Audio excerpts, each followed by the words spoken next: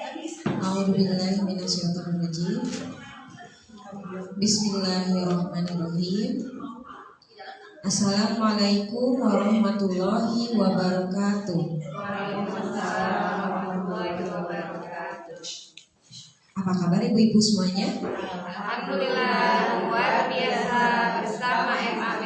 Insyaallah semakin soleh-soleha. Allahu Akbar. Yes. Alhamdulillahirabbil alamin wassalatu wassalamu ala asrofil anbiya'i wal mursalin nabiyina wa habibina Muhammadin wa ala alihi wa sahbihi ajmain wa ma tabi'ahum bi ihsanin ila yaumiddin amma ba'du. Segala puji dan syukur kita panjatkan kehadirat Allah Subhanahu wa taala yang telah memberikan karunia-Nya kepada kita semua berupa nikmat iman, nikmat Islam, dan nikmat sehat, sehingga kita semua dapat bersilaturahim dalam acara kajian rutin Madrasah Ayah Bunda atau MAB di hari Jumat yang penuh berkah ini. Dengan tema apa ibu-ibu minggu ini? Kepada Allah kami menyembah dan memohon pertolongan. Quran surat Al-Fatihah ayat 5. Insya Allah ya, Ustaz Ibu dari salawat serta salam kita limpahkan dan curahkan kepada teladan kita baginda Rasulullah Shallallahu Alaihi Wasallam, kepada keluarganya, para sahabatnya dan pengikutnya yang setia hingga akhir zaman, termasuk kita semua yang senantiasa mengharapkan syafaat beliau kelak di hari akhir. Izinkan saya pembawa acara menyampaikan susunan acara. Yang pertama pembukaan, mari kita sama-sama membaca basmalah.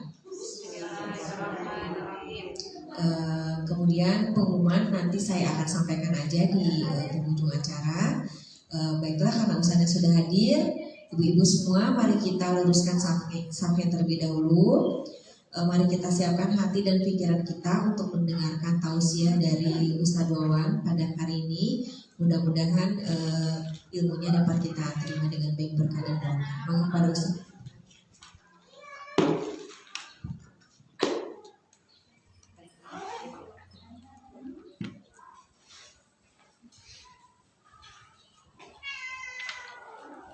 Assalamualaikum warahmatullahi wabarakatuh.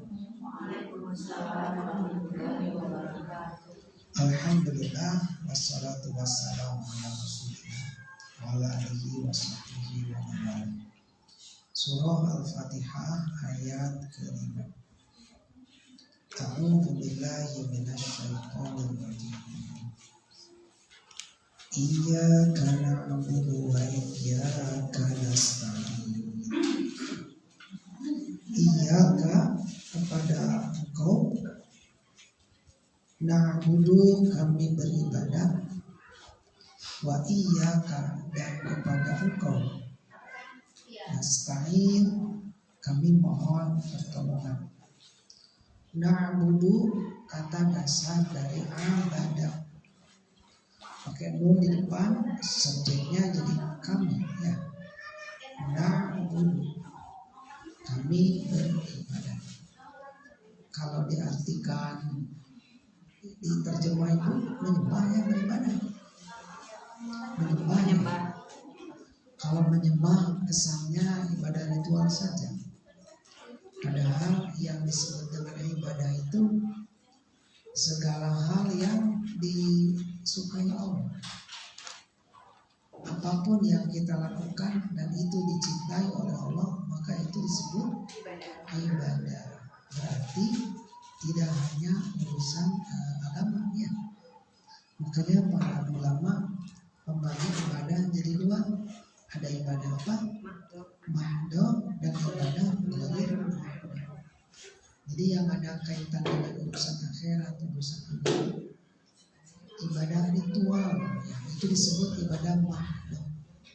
Yang sudah ada ketentuannya, tata caranya, bacaannya itu sudah ada, dan kita tidak boleh membuat inovasi baru dalam ibadah mahdoh ya, jangan. Kemudian ada ibadah ghair mahdoh. Kalau ghair mahdoh yang ada kaitan dengan urusan dunia. Nah kalau yang ada kaitan dengan urusan dunia, Kata Nabi kepada para sahabat, kalian lebih tahu ya, urusan dunia lebih tahu kalian. Itu jadi ibu untuk urusan dunia ya, selama tidak dilarang silakan, itu urusan dunia. Ibu mau buka usaha silakan ya, bebas selama tidak dilarang. Olahraga ini, olahraga itu. Mari itu tongengan oge mangga ya, pokoknya asal jangan dilarang gitu ya. Kalau sudah dilarang, kalau urusan agama, ibu jangan menunggu larangan. Ada perintahnya enggak? Ada contohnya enggak? Nah itu dalam ibadah mahdoh ya. Jadi tidak boleh ada tidak dilarang, jangan begitu. Baik, na'budu kami beribadah. Jadi kita terjemahkan ibadah aja ya. Orang yang ahli ibadah itu ya disebutlah oleh Allah Abdullah. Apa artinya Abdullah? Hamba Allah. Jadi itu gelar dari Allah bagi orang yang ahli ibadah. Seperti di Al-Quran surah 72 ayat ke-19. Surat 72 ayat 19. A'udzu billahi minasyaitonir rajim. Surah 72 Al-Jin ayat 19. Wa annahu lamma qama Abdullah, dan sesungguhnya ketika Abdullah seorang hamba Allah berdiri, yad'uhu berdoa kepadanya, berdiri melaksanakan ibadah, sholat. Abdullah di ayat ini siapa ibu? Nabi Muhammad SAW. Oleh Allah disebut Abdullah, hamba Allah, karena memang beliau ahli ibadahnya. Kadu yaqumuna alaihi ibadah. Hampir saja jin, mereka tadi di sini jin ya, mengurumuninya. Jadi ibu kalau Nabi mau melakukan sesuatu ya, jinnya menunggu apa yang mau Nabi lakukan. Ketika Nabi mau menyampaikan, jinnya siap-siap. Jadi jin ikut ngaji. Kalau Nabi baca Quran mereka mendengarkan. Itu ahli Qurannya. Dan ini berarti menjadi dalil tidak ada Nabi dari bangsa jin. Jin yang sekarang berarti bernabinya ke siapa? Ke Nabi Muhammad SAW. Ya, ada masjid jin ya, itu. Tes 1, 2, 3. Kemana? Oh ya, perang ceketkan namanya. Baik. Tes karena sekarang udah ya. Tadi tes ke mana? Oh ya, jin. Jadi jin belajar ya ke Nabi, dan bukan tidak mungkin sekarang juga ada jin yang ikut ngaji. Duka di mana? Duka di situ. Iya benar, bukan tidak mungkin ya. Baik, ini Rasulullah SAW diberi gelar oleh Allah disebut Abdullah, hamba Allah. Nah sekarang kita yang ngumpul di sini, bisa nggak oleh Allah disebut Abdullah, hamba Allah? Bisa, asal rajin ibadah. Kan di surah Al-Furqan ada ayat 63, wa ibadur rahman, hamba-hamba Allah yang Maha Pengasih. Dijelaskan di situ ciri-cirinya. Nah, gitu ya. Nah itu. Setelah kita mengetahui hamba Allah ya, ini arti hamba Allah nih. Jadi kalau kita menyebut diri kita sebagai hamba Allah, asal malu ya Bu ya. Ini dari siapa? Hamba Allah. Kalau itu artinya Ibu, itu kan suka ada yang sedekah, yang infak dari hamba Allah. Tapi mungkin tujuannya mah tidak ke situ, bukan menipede gitu ya, menyebut diri hamba Allah. Itu mah mungkin tujuannya mah supaya apa? Nah, gitu Ibu ya, supaya tidak riya gitulah. Dari hamba Allah yang rumahnya depan lapang.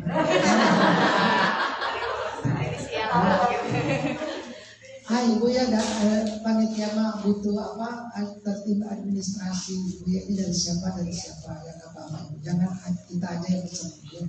Tolongnya namanya ya ditulis dan itu hajatnya hajat ya. Jangan terlewat hajat. Baik, kembali lagi. Na'budu, kami beribadah. Kemudian yang berikut nasta'in. Sama ya, diawali dengan nun, berarti kami. Nasta'in, kami mohon pertolongan. Kepada Engkau, hanya kepada Engkau kami beribadah, dan hanya kepada Engkau kami mohon pertolongan. Isti'anah, mohon pertolongan. Mohon pertolongan yang hanya kepada Allah, apakah dalam segala urusan? Tidak ya. Ibu naik ke atas, sendal jatuh, ya Allah tolong kita minta doa kita ke Allah kan. Jadi maksudnya untuk hal-hal yang memang hanya bisa diselesaikan oleh Allah, gitu ya. Dan itu cuma lahir saja lah, gitu ya. Kan ketergantungan hati tetap harus ada Allah. Seperti ibu harapan yang utama itu kepada siapa? Allah. Itu yang hati itu begitu. Tapi boleh nggak berharap kepada selain Allah? Boleh. Ibu berharap suami teh ngasih setiap minggu atau setiap hari ngasih uangnya. Nah ibu berharap ya. Ada yang tambah kewajiban. Iya, tapi ibu mengharapkan ya. Jadi nggak apa-apa, tapi itu malah ya. Baik, kembali lagi. Iyyaka na'budu wa iyyaka nasta'in. Coba ibu dilihat di dalam bahasa Arab, ke dalam bahasa Indonesia ya ada istilah SPO ya. Apa SPO? Subjek, predikat, dan objek. Nah, kalau ini mah bukan SPO ya. Kok SP ini mah? Objek dulu. Iyyaka, kepada Engkau. Na'budu, kami beribadah, berarti OSP. Objek, subjek, dan predikat. Di dalam bahasa Arab itu seringnya itu yang didahulukan, terkadang kata kerjanya, terkadang subjeknya, ini namanya objeknya. Jadi bahasa Arab itu penekanan katanya di mana di dalam kalimat ini. Di ayat ini penekanannya pada objek. Objek didahulukan maksudnya apa? Yang disembah hanya Allah. Yang diibadahi, minta tolong hanya kepada Allah. Itu maksudnya ibu ya. Makanya di terjemah Qurannya pakai kata hanya. Ada kata hanya enggak? Ada ya. Padahal di dalam bahasa Arabnya nggak ada. Ada di situ misalnya hanya dalam bahasa Arabnya nggak ada. Iya itu kepada engkau. Karena objeknya didahulukan, berarti yang diibadahi, yang dimintai pertolongan hanya Allah saja. Misalnya gini. Saya makan roti, berarti ada SPO. Itu artinya apa? Bukan artinya yang dimakan oleh saya hanya roti. Pada saat itu saya makan roti, saat yang lain makan donat, gitu ya. Itu. Tapi kalau objeknya yang didahulukan roti, saya makan. Berarti itu sudah yang dimakan hanya roti yang saya makan. Itu. Suami ibu berkata ke ibu, Papa mencintai mama. Berarti bisa saja ada yang dicintai oleh suami ibu selain ibu. Ya. Tapi kalau objeknya didahulukan hanya mama yang papa cintai. Itu mah pasti enggak. Ini bahasannya. Baik, kembali lagi. Jadi dalam urusan ibadah, mohon pertolongan dalam urusan yang hanya diselesaikan oleh Allah ya, hanya kepada Allah saja. Apalagi urusan ibadah, nanti termasuk syirik dan syiriknya syirik besar. Kemudian yang berikut, ibu di sini ya objeknya dengan kata ganti orang kedua, kamu. Padahal di ayat sebelumnya, di ayat pertama dengan nama Allah, Allah yang Maha Pengasih, Maha Penyayang. Dia yang Maha Pengasih, Maha Penyayang. Segala puji bagi Allah, dialah yang mengurus seluruh alam ya. Kemudian Malik Yaumiddin, dialah Allah yang menguasai hari pembalasan. Tiba di ayat kelima bukan dia, tapi jadi kamu. Jadi tidak begini, Iyahu, hanya kepadanya, bukan. Tapi jadi iyyaka, hanya kepada engkau. Jadi kata ganti orang kedua. Maksudnya apa? Kalau kata ganti orang kedua berarti ada di mana? Ada di hadapan. Iya kan, kamu berarti ada di hadapan. Kalau orang ketiga mah nggak ada. Itu, maksudnya bukan tidak ada di hadapan gitu. Jadi maksudnya apa itu? Dalam beribadah, ketika kita beribadah, ketika kita mohon pertolongan kepada Allah, hadirkan Allah. Kalau tidak ada di hadapan. Ada hadis yang menjelaskan tentang ihsan. Apa artinya ihsan? Engkau beribadah kepada Allah seolah-olah engkau melihatnya. Melihatnya ada di hadapan. Apabila tidak bisa untuk begitu, yakini bahwa Allah melihatmu ketika beribadah. Sekali lagi Bu, kalau bisa hadirkan Allah Bu. Allah seolah-olah Allah ada di hadapan. Kalau nggak bisa begitu, yakini Allah melihat kita. Ibu sedang sholat. Sholat itu disebutnya apa? Munajat. Sholatnya munajat. Kalau orang yang sedang bermunajat, berarti dia sedang berkomunikasi dengan yang di hadapannya. Apa artinya munajat? Isi munajatnya ada doa, ada curhat, ada ngobrol. Nah itu isi munajat. Bertanya juga bisa. Ya. Jadi munajatnya Ibu asik berkomunikasi, ibunya berdua, tidak menyerukan yang lain. Nah itu munajat. Berarti cuma gitu, pulangnya gitu, tidak memperhatikan yang lain. Itu munajat. Berarti munajat tidak hanya kepada Allah, dengan sesama juga bisa. Makanya ada hadis, apabila ada 3 orang, yang 2 orang tidak boleh munajat.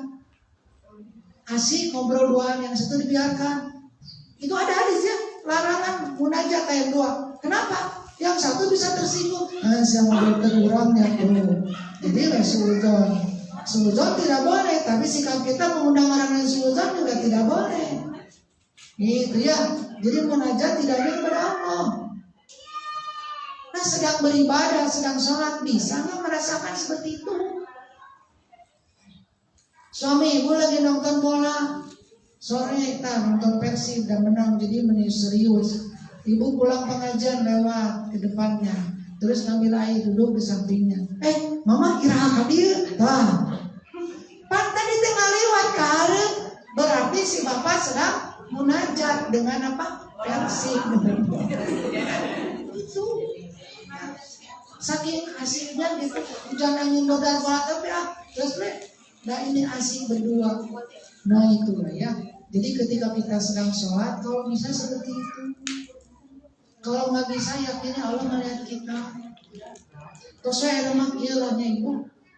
Ini mah yang saya rasakan untuk khususnya ini susah. Ya, ingin terus ingat kepada Allah tuh. Pokoknya gini, ingat selain Allah, tarik lagi bahwa kita sedang sholat. Tarik lagi begitu, karena perintah di Quran juga di surah 20 ayat ke-14, sholat itu apa? Lidzikri, untuk mengingat aku. Dan ada hadis yang kita dapatkan dalam sholat yang kita ingat. Ketika sholat misalnya 5 menit, atau 5 menit atau 10 menit ya. Ibu sholat 10 menit, hebatnya ibunya sholat 10 menit. Kira-kira ingat kepada Allahnya berapa menit? Nah itu yang didapatkan. Nah, itu yang didapatkan Ibu ya. Makanya itu sholat sunatnya jangan ditinggalkan, qobliyah ba'danya. Kenapa? Nah itu untuk menambah kekurangan di sholat wajib. Dan Ustaz sholat sunat juga nggak khusyuk, yang kumaha ya tuh pokoknya mah doa baik awalnya. Mudah-mudahan diterima ibadah kita ya. Luar biasa ya. Iya Pak Ustaz, tapi alhamdulillah setelah ikut pelatihan khusyuk, sholat saya jadi khusyuk. Yang ini pertanyaan, Ari Ece tahu dari mana sholat Ece khusyuk? Ya, itu teh kepedean, itu teh jangan begitu. Sholat suci, ya kita berusaha aja ya, berusaha untuk khusyuk gitu. Rumah di pinggir rel kereta api, sedang sholat kereta api lewat nggak kedengaran Pak Ustaz. Tore, bukan nggak kedengaran, jangan di sedang sholat anak nangis kedengaran nggak? Apa? Sedang sholat bau tutung kumaha tah? Pada mana ada bisa kebakaran? Ada musuh antap kami jangan begitu. Ya, dibatalkan nggak sholatnya? Nggak usah. Kan Nabi juga pernah membukakan pintu. Kan? Iya jangan bicara. Aduh tuh batal. Yang penting jangan bicara. Itu ya. Nah, ada gempa misalnya. Kita sedang sholat, mau dia mau keluar. Sholat boleh dibatalkan, itu mah darurat ya. Darurat. Tapi tidak dibatalkan pun nggak apa-apa karena ada sholat sambil berjalan. Ada sholat sambil berjalan di surah Al-Baqarah ayat 238-239. Saking penting-pentingnya sholat. Farijalan. Apabila kalian khawatir, takut, maka sholatlah farijalan sambil berjalan. 238-239 itu ada sholat sambil berjalan. Jadi ibu nggak perlu dibatalkan ya. Keluar teruskan di luar. Apa-apa. Kalaupun mau dibatalkan itu mah darurat. Ada bau tutung mah ada gampang nggak usah dibatalkan. Tinggal dipareman, right? Ibu sedang sholat di masjid, tahu nih tiang nih mau roboh, mau menimpa ibu. Wah mati syahid. Tidak lempar bunuh diri atau ya mati hidup, dong dilempar gitu. Dengan rezeki yang belakang, menghindar yang belakang. Gitu. Baik kembali lagi ke surah Al-Fatihah. Jadi kata gantinya jadi kata ganti orang kedua itu maksudnya ya menghadirkan Allah ketika kita beribadah, ketika kita mohon pertolongan kepada Allah. Usahakan begitu ya ibu ya, sedang sholat terutama ya. Itu khusyuk kan orang beriman yang beruntungnya khusyuk. Tapi sekali lagi kita mau berupaya saja ya. Ingat kepada saya tarik lagi bahwa kita sedang sholat. Gitu ya. Aku ada yang ibunya. So karena ibu mau ke undangan sholat duhur dulu. Allahu Akbar. Pakai baju ini mau matching sholat. Lebih kasar malah itu. Ya Allah beribadah yang daripada kita. Baik itu kita lanjutkan. Kemudian ya di sini iyakanya diulang. Kan kalau bahasa Indonesia ya hanya kepada engkau kami beribadah dan kami mohon pertolongan. Itu bahasa Indonesia. Ini mah diulang. Iyaka hanya kepada engkau kami beribadah. Wa iyaka dan hanya kepada engkau nasta'in kami mohon pertolongan. Kenapa ini kalimat iyakanya diulang?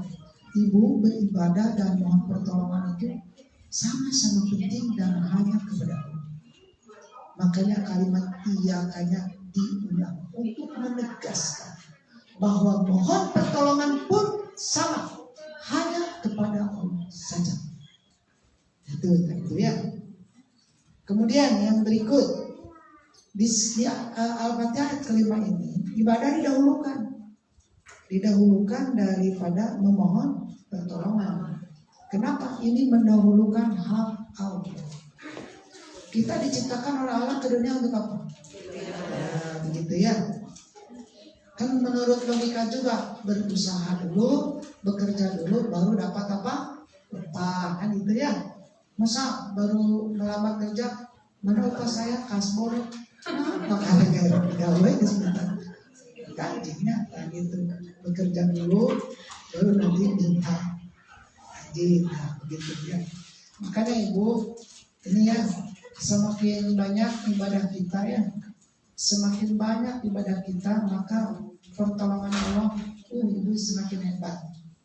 Doa kita lebih cepat sampai pada Allah. Kan yang berdoa kepada Allah itu banyak. Siapa yang lebih dulu dikabulkan? Bukan yang berdasarkan nomor antrian, bukan. Tapi yang paling banyak apanya?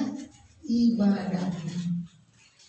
Makanya ada ayat wasta'inu bis-sabri was-shalah. Artinya mohon pertolonganlah kepada Allah dengan sabar dan sholat. Nah ini ayat ini mah sholat, ibu yang sabar dan sholat. Bila yang dua ini sudah ada pada diri kita, hebat ibu ya. Ibu ditelepon sama anak misalnya, "Mak, doakan hari ini mau ujian." Ibu wudhu, lalu sholat, kemudian berdoa. Sebelum berdoa apa dulu? Wudhu dulu, sholat dulu. Itu doanya hebat. Ya, kenapa? Diawali dengan ibadah. Kan gitu Bu. Itu karena doanya minta keinginan, ingin anak lulus. Keinginan teh bahasa Arab teh hajat. Disebutlah sholat apa? Sholat hajat. Jadi kalau ibu setelah isya kan biasanya ba'da isya ya. Kemudian ingin sholat hajat.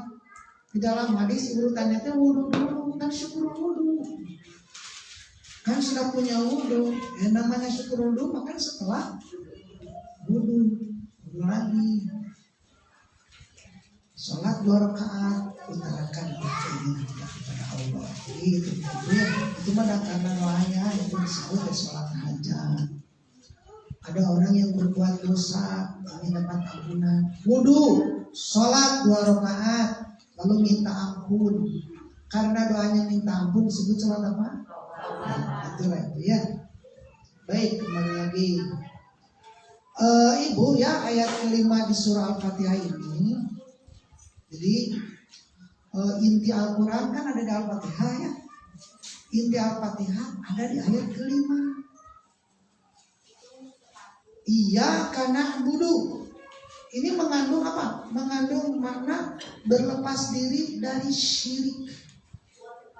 Yang diibadahi hanya Allah. Jadi berlepas diri dari syirik. Kemudian wa iyyaka nasta'in. Hanya kepada Engkau kami mohon pertolongan. Ini artinya apa? Berlepas diri dari kekuatan selain Allah. Yang kuat hanya Allah, yang bisa mendatangkan pertolongan, yang melancarkan segala urusan hanya Allah. Nah, ini artinya apa? Tawakal kepada Allah.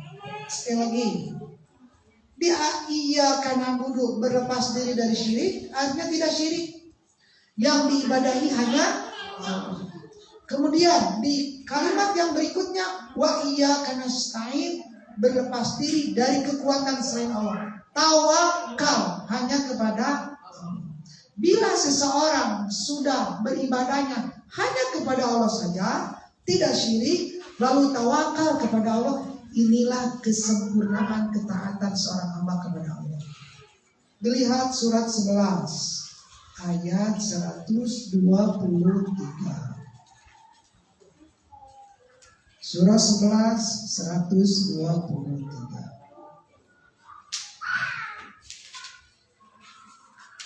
A'udzu billahi minasyaitonir rajim. Di tengah-tengahnya aja langsung. Fa'budhu wa tawakkal alaihi. Beribadahlah kepadanya, wa tawakkal alaihi, dan bertawakallah hanya kepada Allah. Sekali lagi Bu, itu ayat terakhir ya. Walillahi ghaibus samawati wal ardh wa ilaihi yurja'ul amru kulluh fa'budhu wa tawakkal alaihi. Beribadahlah kepadanya, wa tawakkal, dan bertawakallah hanya kepada Allah. Itu ya. Jadi kesempurnaan ketaatan seorang hamba ini tidak syirik dan hanya tawakal kepada Allah. Ini yang pertama Bu, keimanannya murni, tidak ada syirik. Apa lawannya syirik? Ikhlas. Lawannya syirik teh ikhlas. Arti syirik apa? Menduakan Allah, menyekutukan. Kalau ikhlas,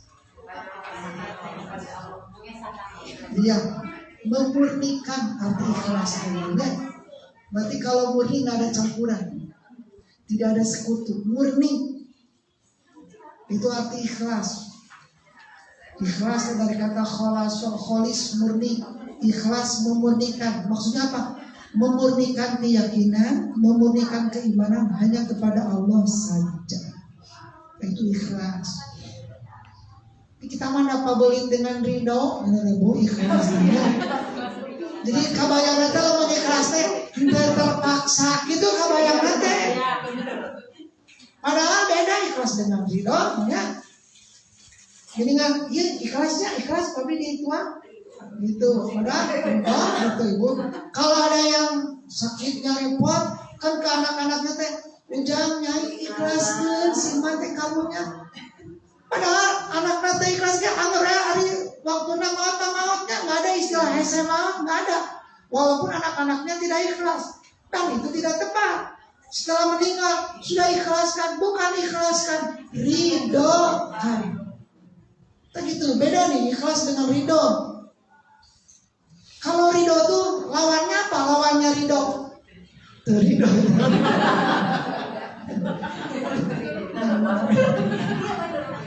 Terpaksa.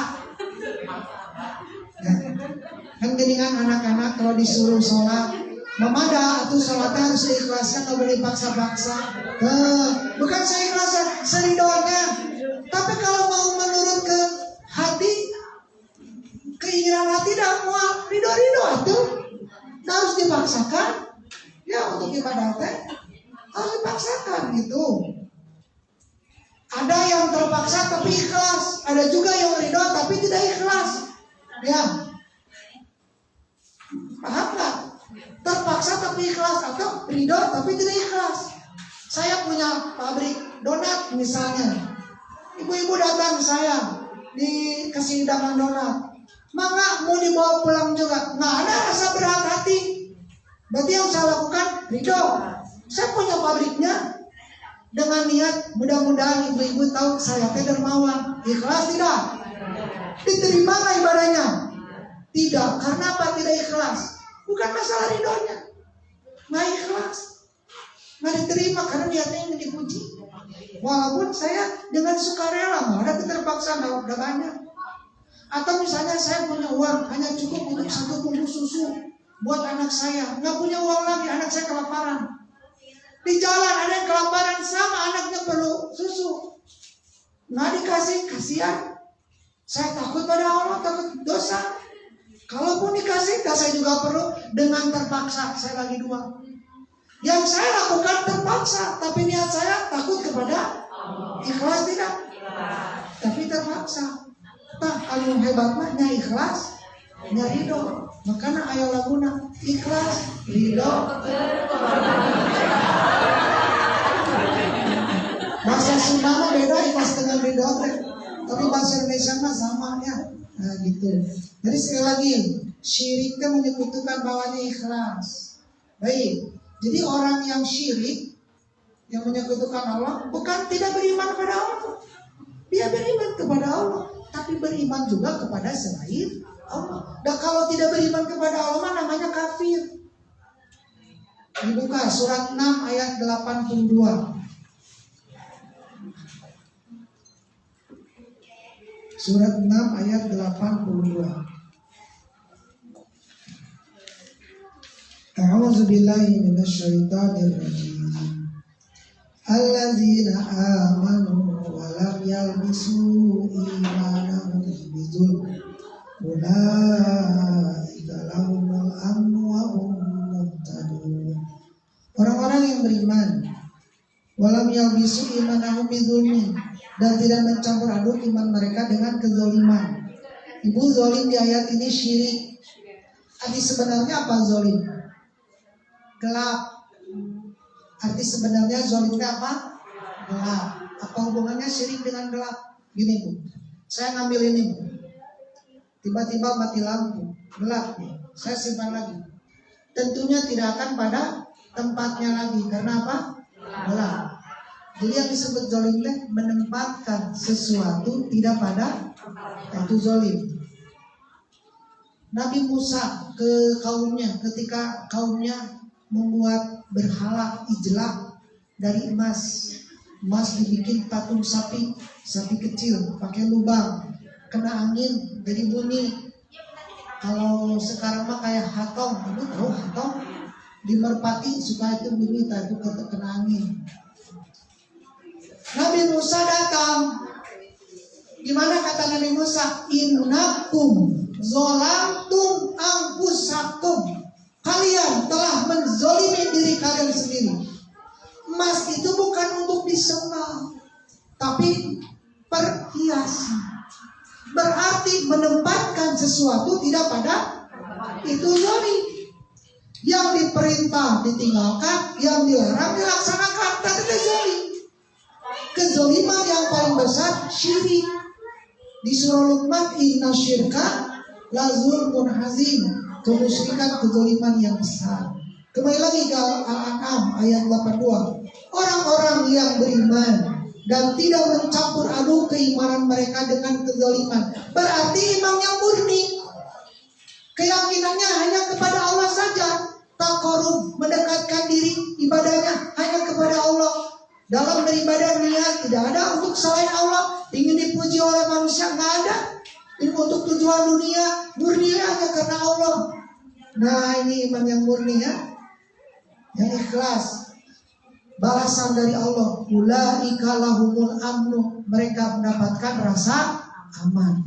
Aman di dunia atau aman nanti di akhirat. Kenapa?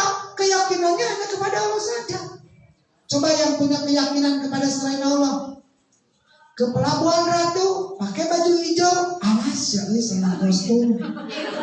Oh, kan jadi nggak enak hati tak? Nggak tenang. Kenapa? Ada keyakinan kepada siapa? Nyi Roro Kidul. Itu tuh begitu ya. Jadi terus ya misalnya sok buat saja biar selamat, jadi syirik besar. Nggak tenang. Padahal hansip tentara di Pelabuhan Ratu warna bajunya apa? Hijau ya. Rawat tanyakan Emen. Ingat siapa? Si Emen. Lalu buang apa? Itu buang rokok karena Allah, karena si Emen. Syirik tidak? Makanya mendingan tidak tahu aja lempeng. Atau tidak buang rokok, pas ingat ke si Emen lalu berdoa kepada Allah, mohon perlindungan. Berarti keyakinannya ada dua ya. Kenapa tidak sebelum berangkat berlindung daya? Dan si Emen ayah kita. Nah begitu ibu ya. Kalau kayak gini mah ibu tiba-tiba ada badai, ibu langsung berdoa, itu wajar, itu bagus. Tapi ini mah karena sesuatu yang ada gitu si Emen, yang diyakini bisa mendatangkan manfaat madorot. Nah ini jalannya tapi emang membahayakan, tapi minta perlindungan dong. Nah begitu, itu mah hal yang wajar lah gitu. Gitu ya. Ya seperti tadi ada badai, ada banjir gitu, ibu berdoa bagus itu teh. Itu mah ibu ya. Ibu datang ke suatu tempat, punten anu ngagegeuh di dunia. Berarti tidak jangan tah hati teh. Kumaha aku dijawab? Mangga.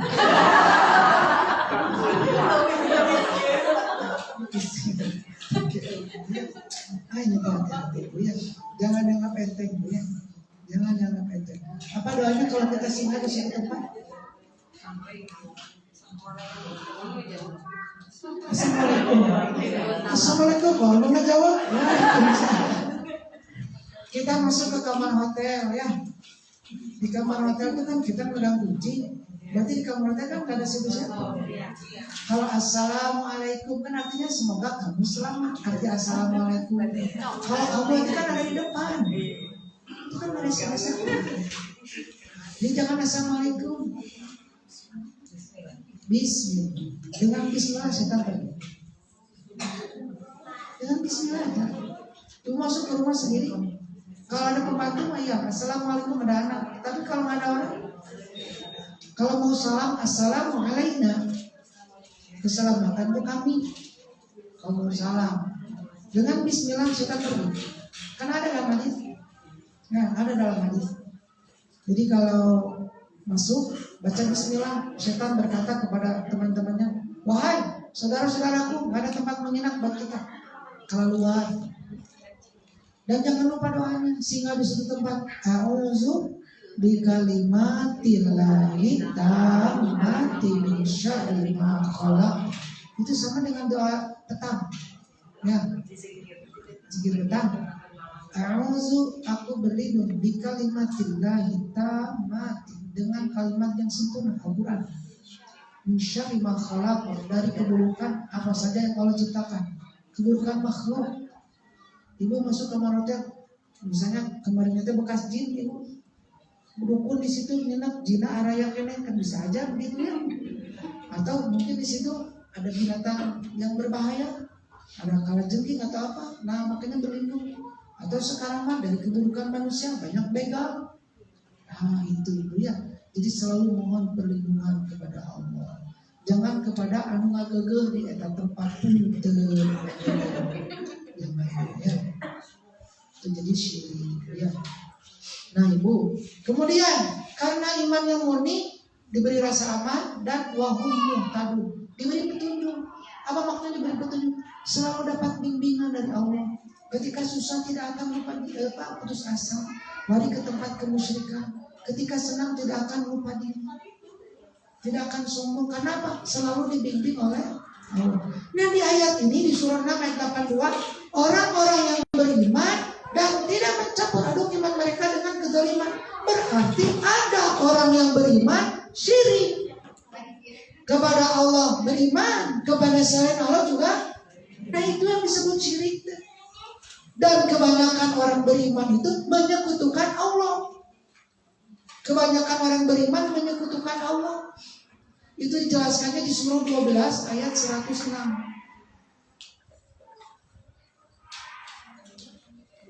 Surah 12 ayat 106. Namun ini teh ibu, Quran yang sekarang dengan Quran yang dulu ini terjemahannya udah berubah bu.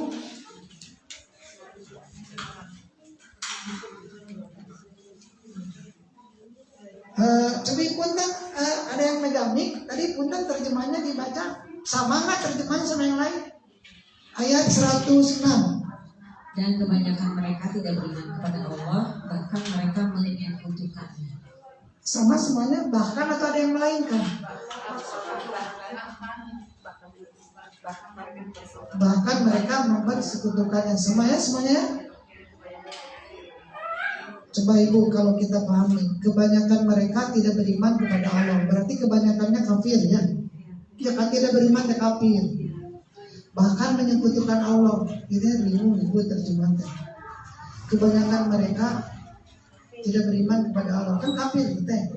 Bahkan menyekutukan Allah. Ibu, kalau orang kafir mah sama sekali tidak beriman kepada Allah. Orang yang menyekutukan Allah, kepada Allah beriman, kepada selain Allah juga beriman. Quran yang sebelumnya mampu cetakan dahulu terjemahnya bukan begitu. Kebanyakan mereka tidak beriman kepada Allah, melainkan dalam keadaan menyekutukan Allah. Dan ditafsirnya begitu. Sekali lagi terjemah sekarang banyak yang dirubah. Contoh surat Al-Maidah ayat 51. Kan asalnya pemimpin dirubah jadi apa? Teman setia. Khawatir nanti anak cucu kita, bukan yang dilarang bukan jadi pemimpin, dijadikan teman setia. Bisa jadi begitu. Tapi untuk kita mah harus mengerti, teman setia aja nggak boleh, apalagi pemimpin. Karena perlindungannya lebih hebat loh pemimpin. Ya, wali itu artinya bisa teman setia. Lebih dari bestie itu wali. Iya, melindungi namanya wali. Itu bestie mah belum tentu melindungi.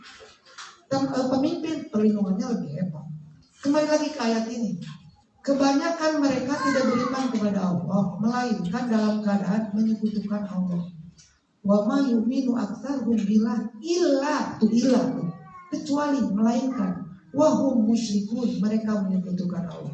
Jadi kesimpulannya ayat ini menurut tafsir itu, kebanyakan orang beriman itu menyekutukan Allah.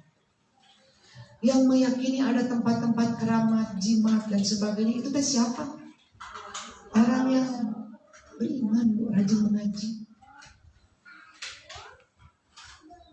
Kedutaan di sini jangan bakal apa?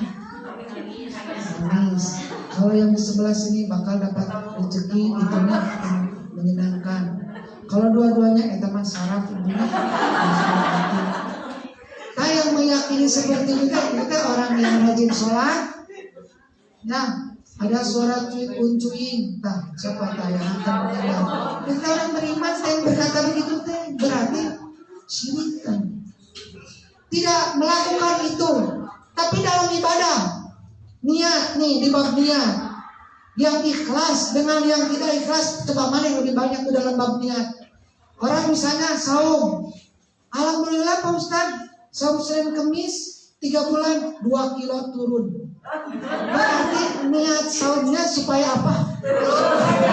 Supaya pegang langsing ibunya.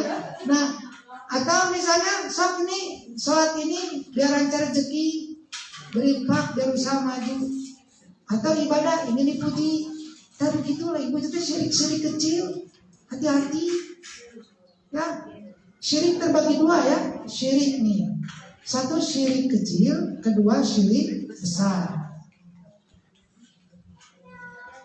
Apa syirik kecil? Segala hal yang bisa mengantarkan kepada syirik besar, yaitu syirik kecil.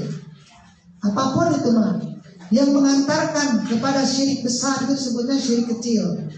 Syirik kecil mah bisa ucapan, bisa keyakinan, ya syirik kecil. Nah, sekarang syirik besar, biar lebih jelas ibu definisi syirik besarnya nih. Syirik besar itu beribadah kepada selain Allah. Itu syirik besar. Beribadah kepada selain Allah. Kalau beribadah seperti apa ibadahnya? Sholat, berdoa, takarub, berkurban, ya itu disebut ibadah. Nah sekarang ini, tadi diceritakan anu ke Pelabuhan Ratu pakai baju hijau, terus celaka tuh udah gara-gara kamu pakai baju hijau jadi celaka. Itu syirik besar, syirik kecil. Ada ibadahnya nggak? Berarti syirik kecil. Bikin sesajen supaya kamu selamat, jadi syirik besar karena sesajen itu udah kurban itu teh. Jadi ada ibadahnya syirik besar itu.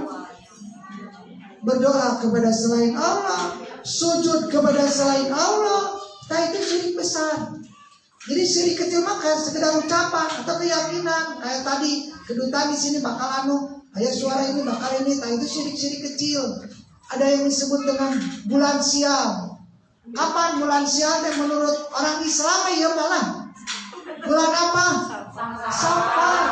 Ternyata itu dari kaum jahiliyah dulu punya keyakinan begitu. Bulan Safar itu bulan sial. Sehingga banyak orang Islam yang tidak berani menikahkan anaknya di bulan Safar. Pak Ustaz tahu dari mana? Saya ngobrol dengan tukang organ tunggal. Bulan Safar mah sepi senang itu.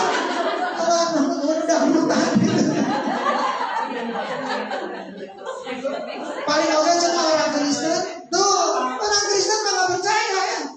Gitu. Jadi begitulah ibu ya. Banyak menikah. Padahal biasa-biasa aja ya. Ada akasia dan sebagainya. Nah, bagi kita ya, syirik besar atau syirik kecil hati-hati. Ini syirik besar bu. Akibatnya, akibat dari syirik besar. Satu, bila terbawa mati tidak akan dapat ampunan, kekal di neraka. Ini syirik besar. Bila terbawa mati tidak akan dapat ampunan, kekal di neraka. Surat 4 ayat ke-48.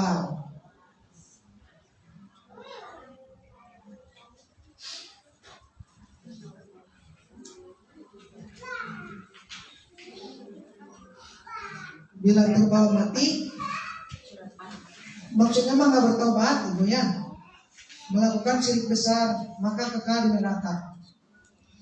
A'udzubillahi minasyaitonirrajim. Surah 4 ayat 48. Innallaha la yaghfiru ayyushraka bih. Sesungguhnya Allah tidak akan mengampuni dosa syirik. Syirik besar yang maksudnya. Maksudnya terbawa mati tidak akan dapat ampunan dari Allah, kekal di neraka. Wa yaghfiru ma duna dzalik. Allah mengampuni dosa selain itu. Jadi kalau ada orang meninggal banyak dosa tapi tidak syirik, maka dia punya peluang masuk surga. Entah kapan. Selama ada iman yang sedikit itu, walaupun sedikitnya, pasti akan dapat balasan. Tapi kalau meninggal dalam keadaan menyekutukan Allah, syiriknya syirik besar, selamanya neraka. Bagaimana kalau punya kebaikan, rajin nolong orang, bahkan rajin sholat, tapi pas meninggal sedang melakukan syirik besar? Yang kedua, pahala amalnya dihapus. Surah 6:88.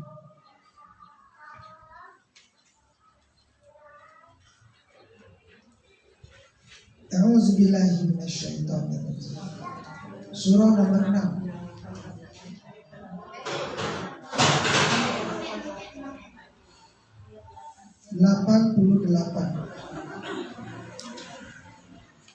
A'udzubillahi minasyaitonirrajim. Surah 6.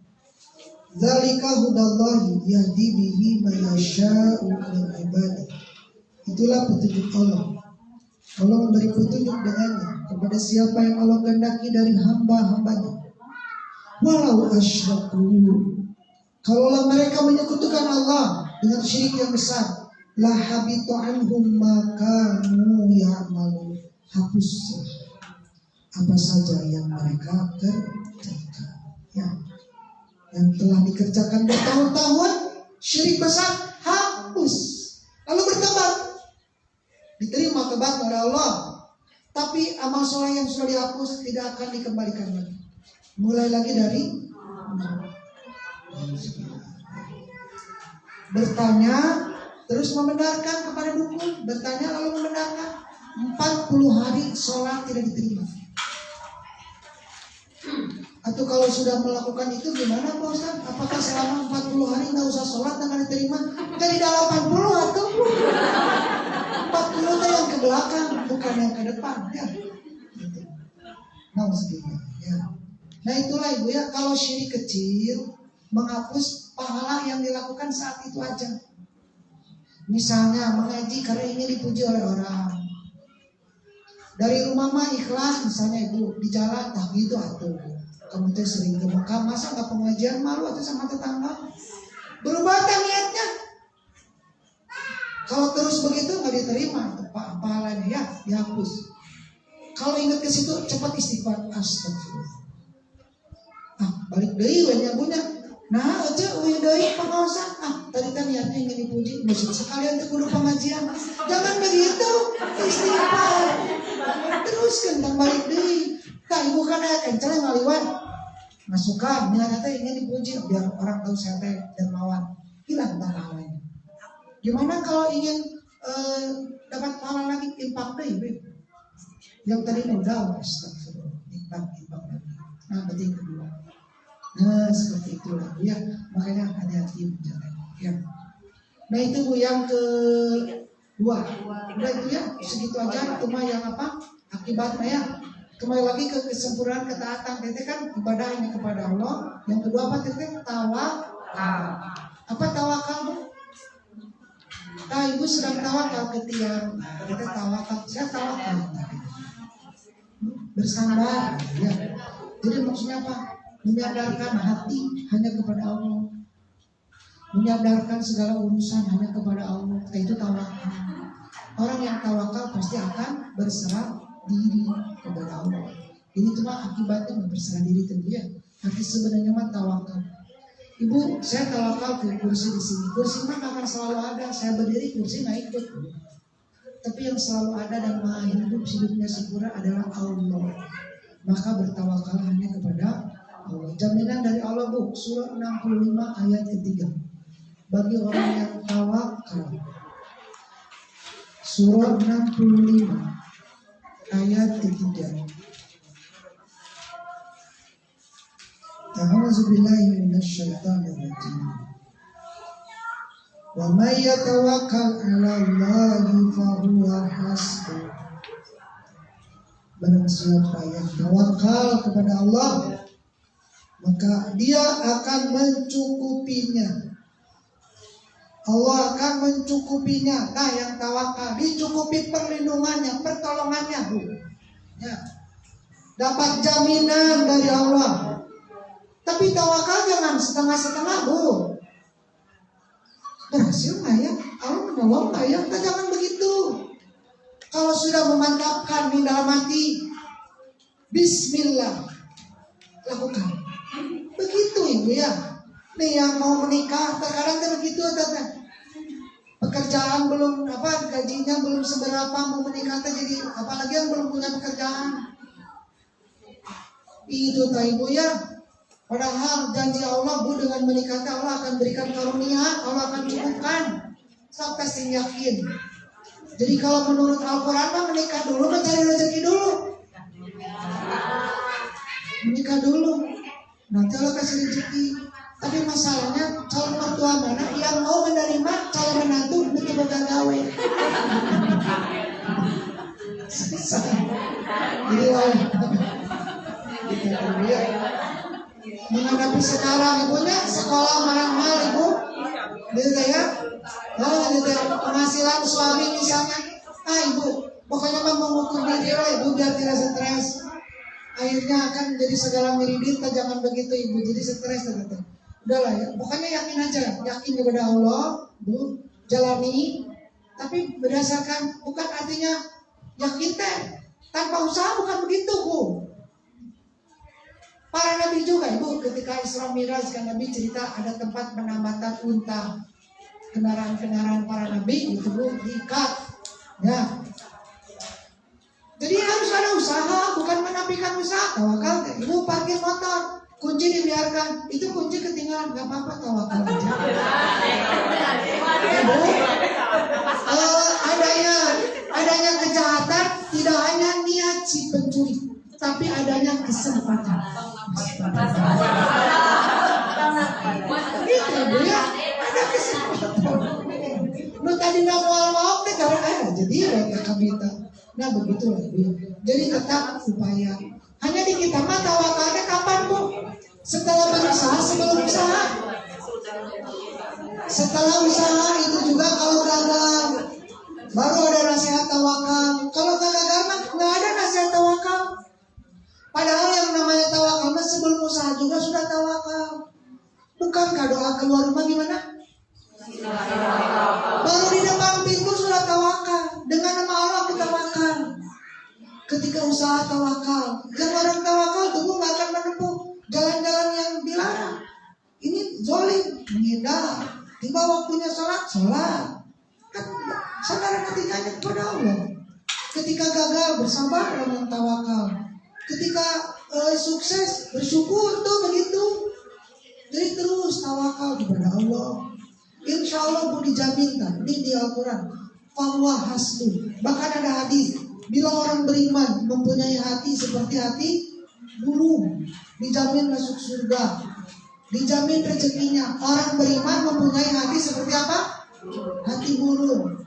Itu di dalam hadisnya bukan hati kucing, bukan Bu, burung. Kucing mah kalau pergi nggak jauh Bu, kan itu balik-balik deui.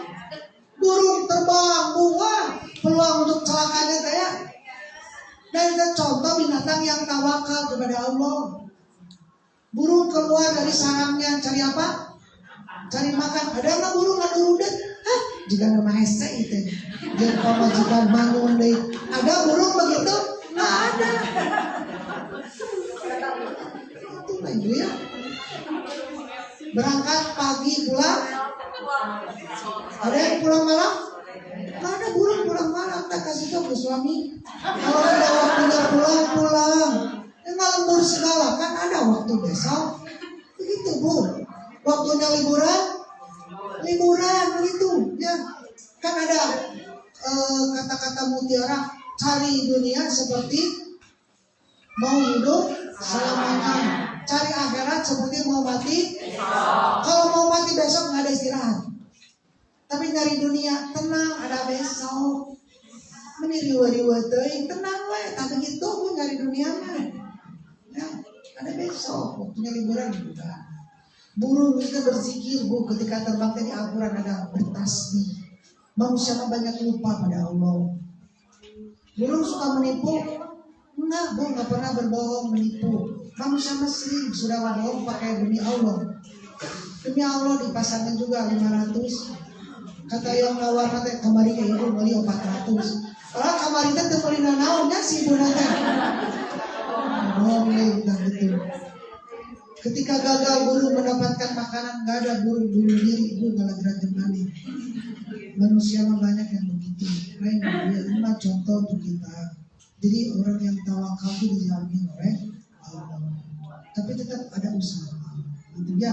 Bukan ini ibadah haji, tak usah bawa banyak keluar, bahkan tak usah bawa bekal, tawakal saja kepada Allah. Itu mah tawakalnya bukan kepada Allah, kepada dompet temannya. Nah, jangankan ibu yang jauh, ibu ayeuna we ka dieu harus bawa bekal tuh. Mau senang, ini mah kemana-mana tawadu we nya. Tawadu.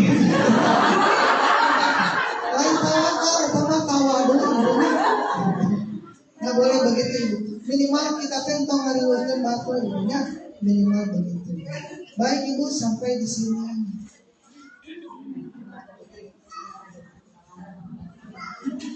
Ada yang bertanya, boleh? Oh, benar.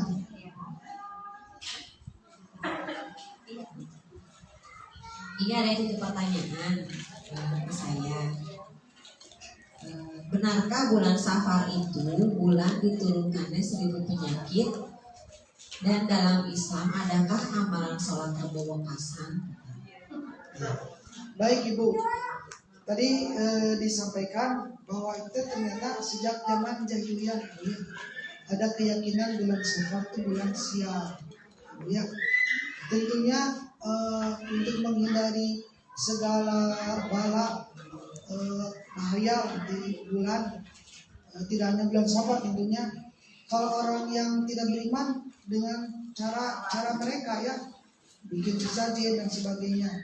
Kalau orang-orang yang rajin ibadah ya dengan cara ibadah. Jadi begini saja itu. Jadi sebetulnya tidak ada acara khusus ya. Tidak ada acara khusus mengkhususkan bahwa di bulan ini harus begini di bulan Safar ya. Jadi ada upacara ibadah khusus. Pokoknya mohon pertolongan kepada Allah, berlindung dari segala bala, silakan kapan saja.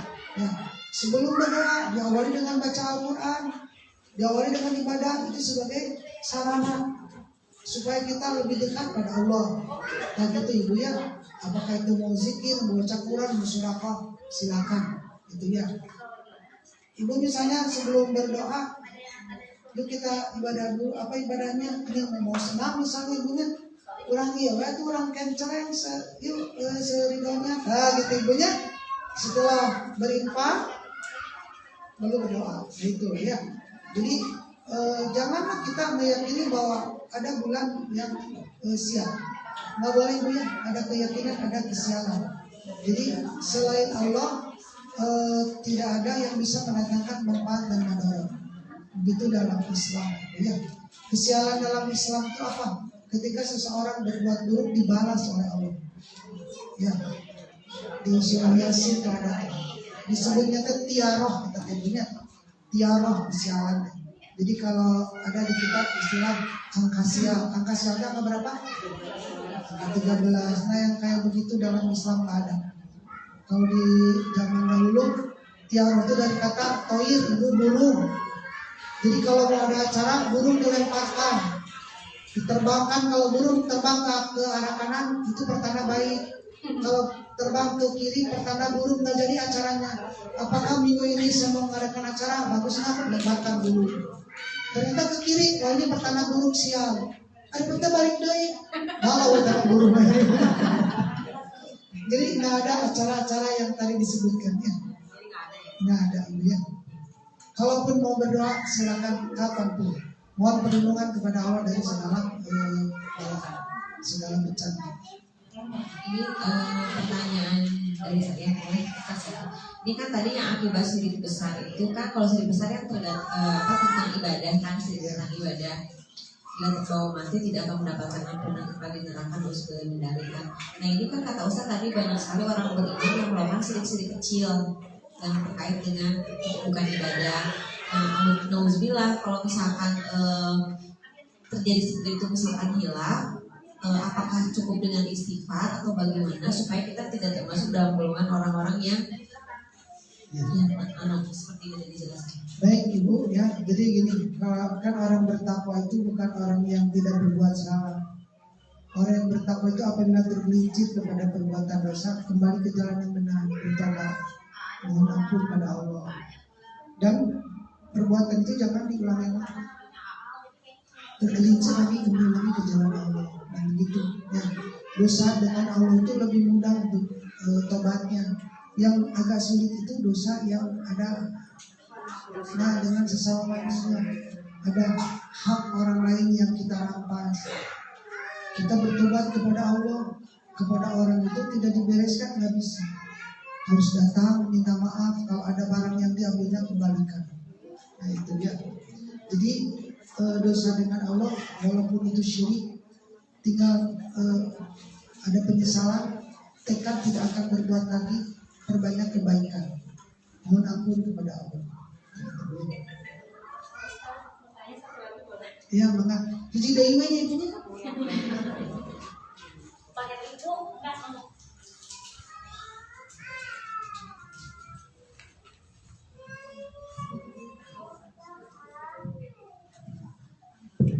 Assalamualaikum warahmatullahi wabarakatuh. Pak Ustaz, saya itu dapat punya teman pernah bertanya ke saya tentang masalah dosa. Dosa itu syirik tadi. Saya nggak bisa jawab karena saya juga nggak tahu gitu jawabannya. Cuman beliau pernah tanya begini, saya dulu pernah berbuat dosa, dia pernah pasang susu. Itu kan termasuk golongan dosa besar ya, Pak Ustaz ya? Apa dosa kecil? Syirik besar sih? Beliau bertanya, solusinya apa? Saya sudah bertobat, saya sudah minta ampun kepada Allah, tapi solusinya gimana gitu? Karena beliau pernah mendengar sebelum dia meninggal seharusnya itu barang asing yang dalam tubuh keluarin gitu kan.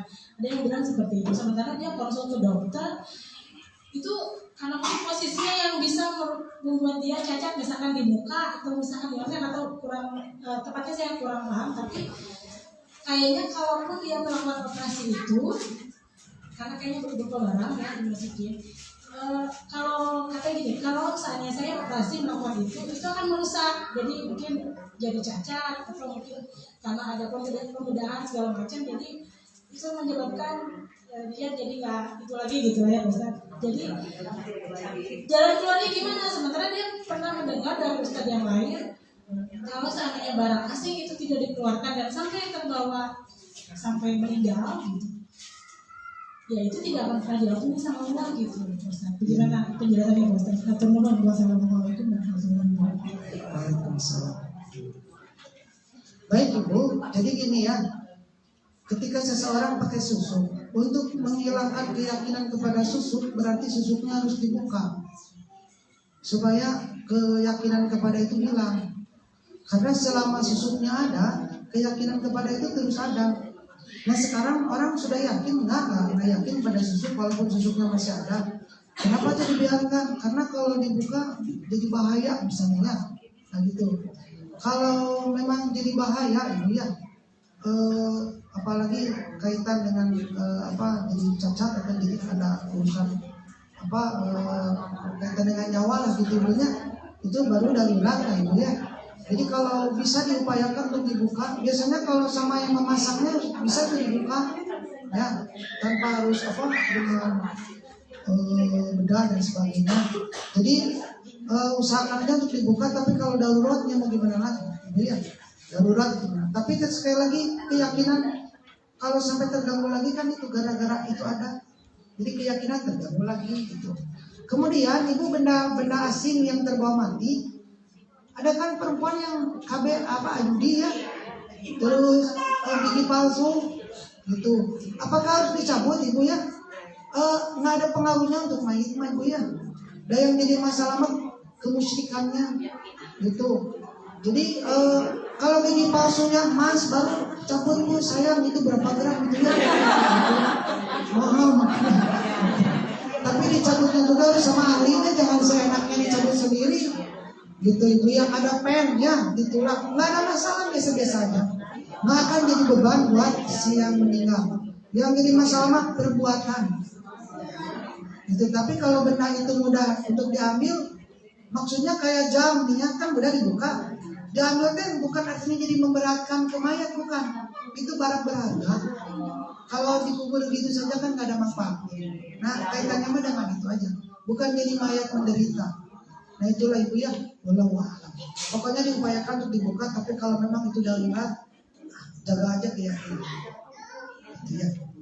Baik, ada yang sakit kita doakan. Yang pertama Bapak Hadiana, kemudian Ibu Yusna. Mudah-mudahan yang sedang sakit. Siapa? Oh iya?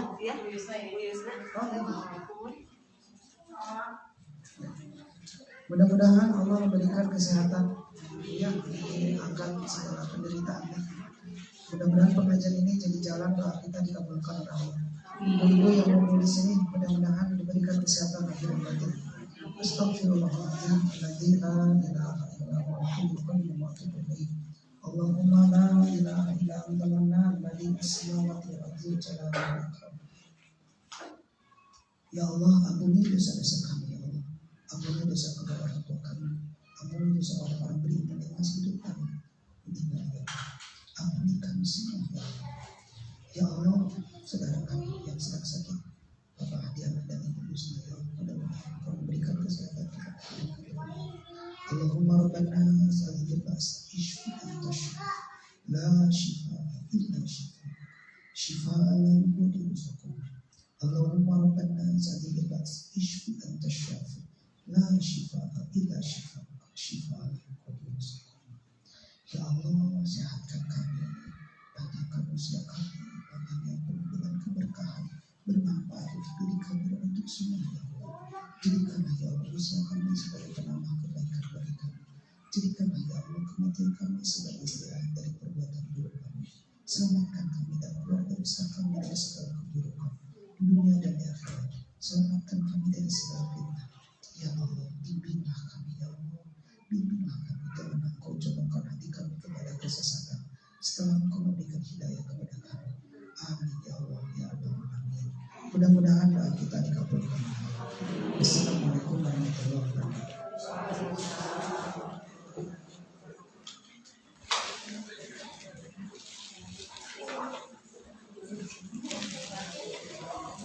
Alhamdulillah.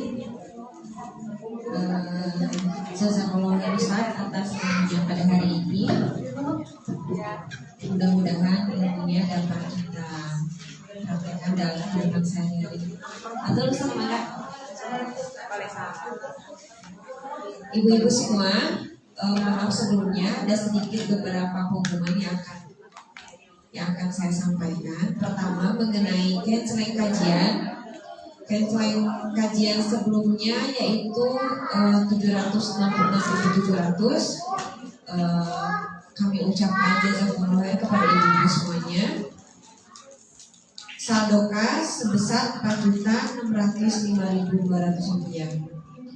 Kemudian untuk Jumat berbagi atau penyediaan konsumsi kajian kepada ibu-ibu yang berkenan, maka untuk dengan panitia. Kemudian ada juga donasi pakaian dan barang layak pakai atau layak jual kepada ibu-ibu juga yang berkenan, yang mempunyai barang yang sudah tidak dipergunakan di rumah daripada numpuk di rumah, maka didonasikan kepada panitia nanti yang nanti akan dijual kembali di kegiatan barang bekas layak jual yang biasanya diadakan di kolam renang Gerham Melati pada hari Minggu. Kemudian ada juga informasi MAB Happy Gathering. Jadi ini rencananya ibu-ibu pengajian semuanya di sini, ayo kita main bersama-sama ke Cantigi, ikutan ibu yuk. 14 Februari. Jadi nanti kita perginya di sini, kita pergi jadi titik kumpulnya yang salon, nanti informasikan lebih lanjut. Tapi seperti ini nih, nanti dari sini kita berangkat sama-sama. Bagi yang tidak ada transportasi bisa menghubungi panitia, nanti kami sediakan panitia dan kemudian informasi rencananya biayanya berapa. Rencananya sih bisa pakai angkot gitu. Nanti pergi dari sini ke Cantigi itu daerah Cileunyi gitu, pergi pagi sekitar jam 7 jam 8, pulang lagi sekitar jam 3. Nanti di sana kita main bareng, main games bareng, pokoknya seru-seruan, tapi nggak ada babasihan atau nggak ada kegiatan fisik yang berat gitu. Pokoknya seru-seruan aja, biar kitanya makin kenal, biar makin kompak gitu nanti. Kepada ibu-ibu yang memang tertarik untuk ikut, maka bisa menghubungi panitia. Rencananya kegiatannya akan dilaksanakan pada tanggal 14 Februari 2023. Nah, biayanya sebesar 125.000 itu untuk biaya masuknya 100.000 dan makan 25.000. Jadi udah termasuk makan ya Bu, terkadang bekalan. Tapi pada yang bekalannya mangga. Nah, kemudian akhir pendaftarannya tanggal 5 Februari 2023. Gitu, jadi sedikit informasi yang saya sampaikan. Sekali lagi kepada ibu-ibu yang tertarik untuk ikut MAB Happy Gathering, silakan menghubungi panitia. Yang kebetulan panitia adalah Ibu Dini, ya. Begitu. Mudah-mudahan pada bisa ikut Ibu, sehat-sehat semuanya Ibu ya. Baiklah Ibu-ibu semuanya, mari kita tutup kajian kali ini dengan membaca istighfar bersama-sama.